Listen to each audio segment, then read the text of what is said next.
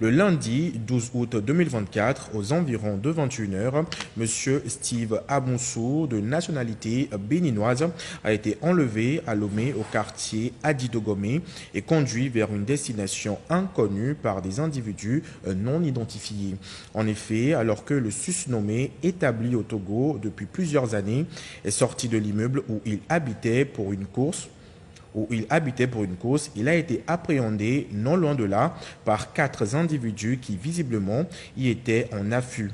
De force, ces individus l'ont embarqué dans un véhicule d'immatriculation béninoise puis ont roulé en direction de la frontière togolaise du côté est. Les autorités policières togolaises ayant été avisées ont aussitôt lancé des recherches qui n'ont pas permis de retrouver les ravisseurs et leurs victimes. Afin de comprendre les circonstances exactes de cet acte, une enquête judiciaire conduite par le service central de recherche et d'investigation criminelle a été ouverte. Des premiers éléments recueillis de cette enquête, il est apparu que l'acte dont il s'agit a été l'œuvre de 4 personnes de nationalité béninoise, aidées par 2 autres personnes, dont l'une de nationalité béninoise et l'autre de nationalité togolaise. Sur les 4 acteurs principaux de nationalité béninoise, 3 ont été identifiés ainsi qu'il suit. Nyadao Jimmy, athlète des arts martiaux, Miss MMA et coach au Revieso MMA, 6 à La Haye, vive à Cotonou. Wanilo Médégan, directeur général de l'Agence nationale de la sécurité et des systèmes d'information et athlète du MMA. Gbagidi Todedokpo, Juan Géraude alias Jojo, membre du staff et manager de l'artiste béninois Vano Baby. S'agissant des 2 personnes ayant apporté leur concours aux ravisseurs, l'une a été identifiée comme étant Madame Clébo Temitope Priscilla, de nationalité béninoise, esthéticienne établie à Lomé. Celle-ci a été chargée d'œuvrer à l'identification de l'appartement qu'occupait la victime et de l'attirer vers les ravisseurs. Elle a été interpellée dès les premières heures de l'enquête.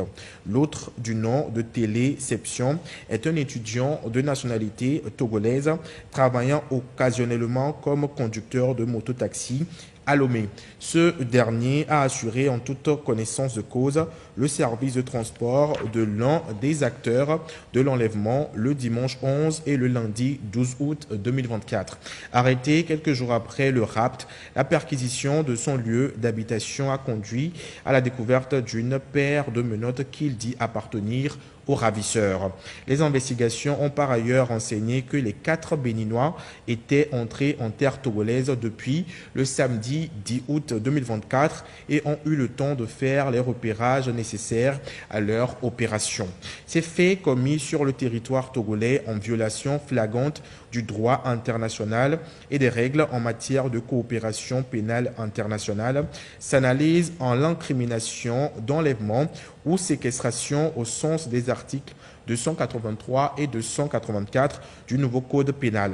Ceci a justifié et commandé une enquête judiciaire à l'issue de laquelle Dame Clébo Temitope Priscilla et Monsieur Téléception ont été présentés au parquet de grande instance de Lomé le 23 août 2024. L'enquête préliminaire et l'interrogatoire des 2 suspects au parquet ont mis en évidence des éléments à charge quant à leur concours à la commission des faits susvisés. Une information judiciaire a été requise pour fait d'enlèvement et complicité d'enlèvement. Les 2 suspects ont été aussitôt inculpés de complicité de cette infraction par un juge d'instruction, puis mis sous mandat de dépôt. Les autres personnes ayant agi comme acteurs principaux dans les faits dont il s'agit ont été également visées par l'information judiciaire ainsi ouverte. À l'encontre de celle-ci, des mandats d'arrêt ont été requis. Un communiqué signé par le procureur de la République, Talaka Mawama.